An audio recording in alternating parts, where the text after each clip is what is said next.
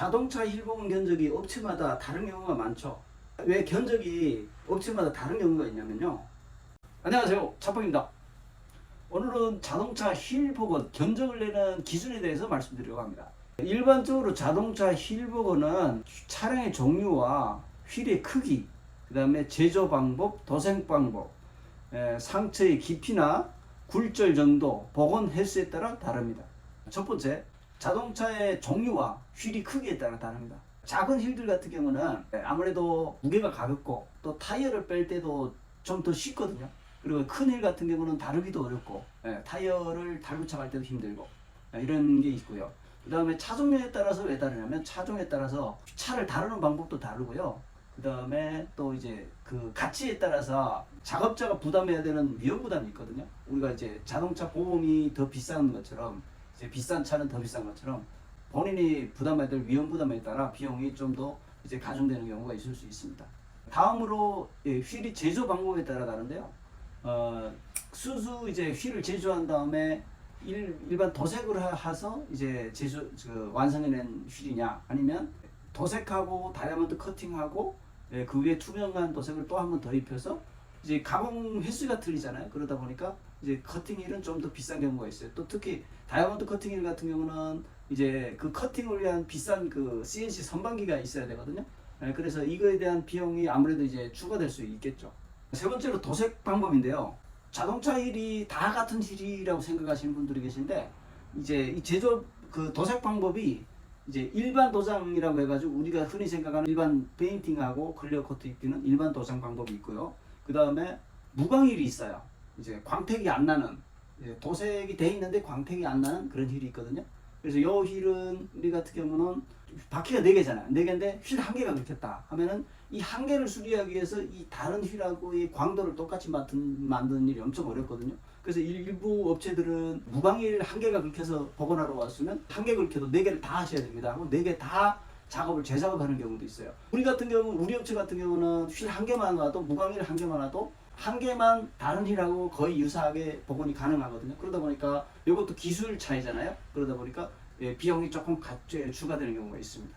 크롬 도장 종류가 있어요. 우리가 뭐 하이퍼 실버니 뭐 고스트 크롬이니 하는 이런 또 뭐 이제 특수한 컬러들, 뭐 골드색이라든가 뭐 메탈색이라든가 이런 컬러들이 있는데, 이런 그 특수한 휠들의 경우는 이제 도장 방법이 여러 차례 도색을 해서 이 색깔을 만들어내야 되는 거거든요.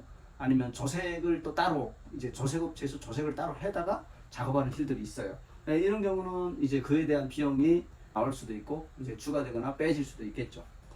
다음에 바우휠이라고 해가지고 광택이 반짝반짝 나는데 도금된 휠은 아니에요. 도금된 휠은 엄청 반짝반짝 나는데 이건 은은한 광택이 나는 그런 바우휠이 있거든요. 얘는 이제 휠을 광택을 낸 휠인 거예요. 자동차 알루미늄으로 제조된 휠을 광택을 내서 만든 그런 휠이 있거든요. 휠을 제조하고 나서 도색하는 방법에 따라서 이제 복원 비용이 다를 수 있다.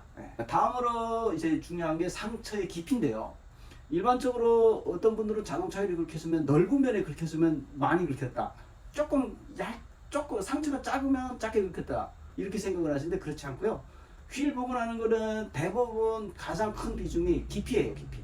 그러니까 휠이 긁힐 때 상처가 깊게 났다.